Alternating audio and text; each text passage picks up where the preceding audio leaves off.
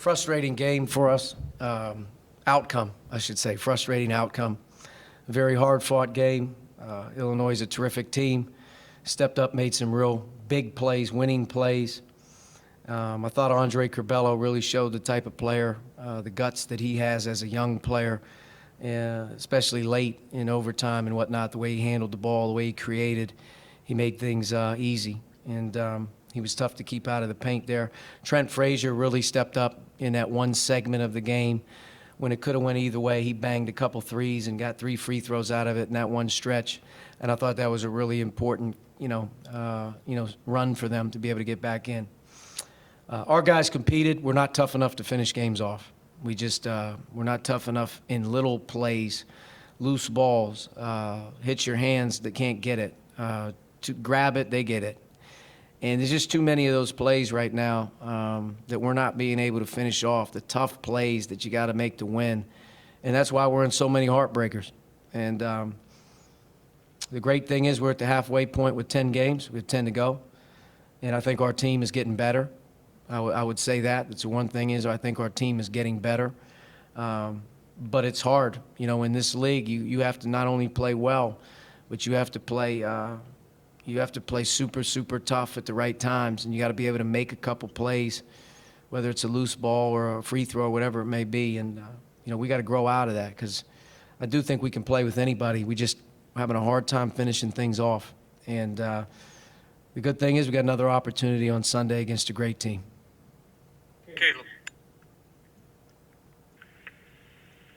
Coach, the run of threes by Frazier late in the second half, that usually seems like something early in Big Ten play that might have kind of avalanched for you guys and maybe cost you in regulation. I know it's not the result you wanted today, but what does it say about your team being able to stick within at least force overtime and not just let it completely derail the end of the game? Yeah, I think our team was here to play tonight. I think we started better than we've started. We had a terrific first half with only 4 turnovers, scored 41 points. Our second half, taking care of the ball, bit us again.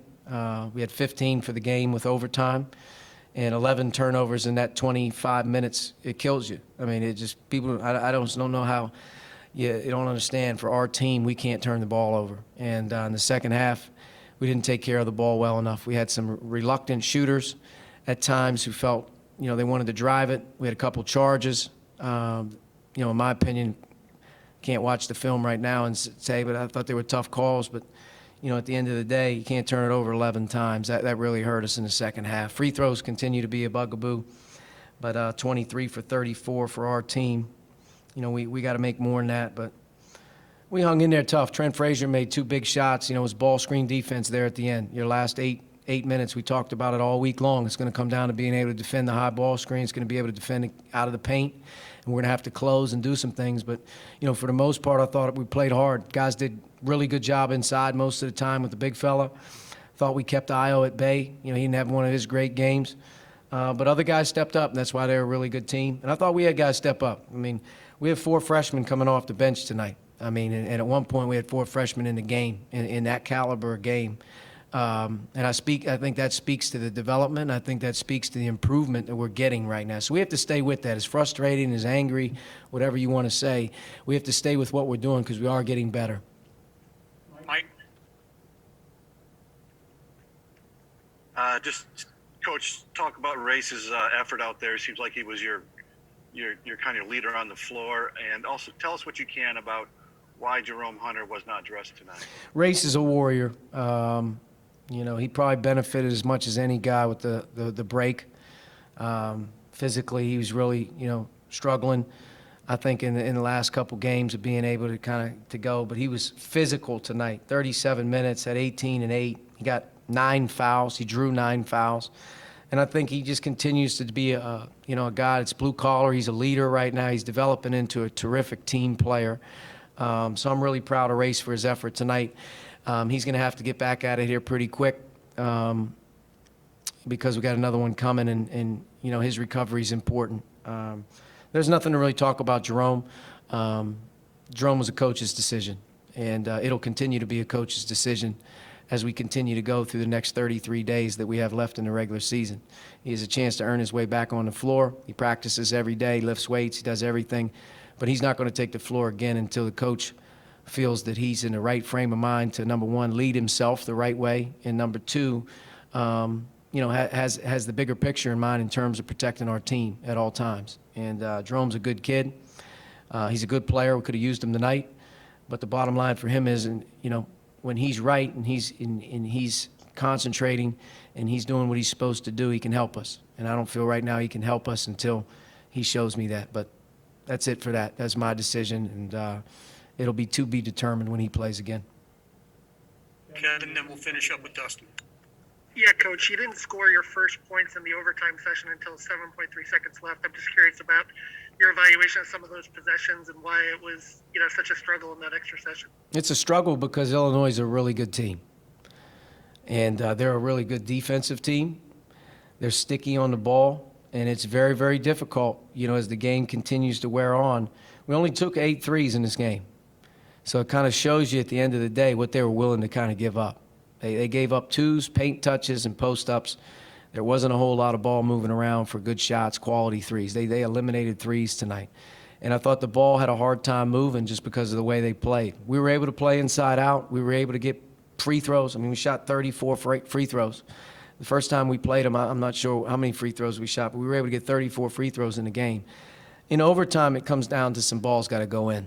And, we had a couple plays, some opportunities that just didn't go our way. And throughout the course of a 45-minute game, it's hard, that the other team kind of knows what's coming, and it's very difficult to just post them up and just score on them. But we'll watch the film. We'll try to get better. We're right there. A couple bad turnovers I just thought, really, really hurt us throughout the course of that second half. And especially in overtime, we had 2 charges, or at least 1 charge, that, we got to be able to take the open shot rather than drive it. Last question, Dustin. Archie, just what did you think Armand specifically did well against Dio? You obviously kept him from getting a lot of shots, and I guess, and also how disappointing is it? I'm sorry about the second part, but I thought Armand did a pretty good job. But, here's the thing with Io. He drew 5 fouls in the first half. He put our whole backcourt in foul trouble. So he's doing damage in the first half. And I thought in the second half we did a better job of guarding without fouling, in particular on him. And Armand was feeling a little better tonight. I think you could tell with his legs and his quickness. But he just concentrated, and I thought, at the end of the day, he did as solid of a job as you can do on a guy like that. And Io's a great player, and it just shows a testament to their team to be able to come in on the road, win one when your best player goes 2 for 11, from the floor. So it says a lot about them. They're continuing to have a great year, and we've played 2 really hard games with them. And tonight was one that really stings because this one didn't come down to, hey, couldn't make a shot or whatever. This one came down really at the end of the day, probably about 5 to 10 balls that just hit us in the hands or we didn't dive on. And you have to be able to do that in February to be able to win a game like that because it's a monumental game. But it's over, and it's on to this week to improve and play Iowa. All right, thanks, Coach. Yep.